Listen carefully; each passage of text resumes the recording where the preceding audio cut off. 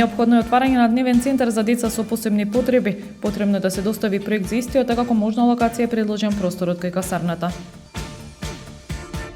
Германскиот заменик амбасадор Ото Граб во посета на општина Охрид на средбата беше разговарано за значењето на странските инвестиции во Охрид, како и за можноста за привлекување на нови.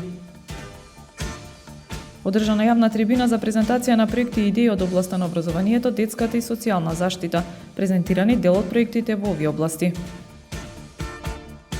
Охрид во боите на предвреме родените деца. Следните 2 дена центарот на Охрид и неколку атрактивни објекти во стариот град ќе бидат обоени во виолетова боја, заштитен знак на предвреме родените деца.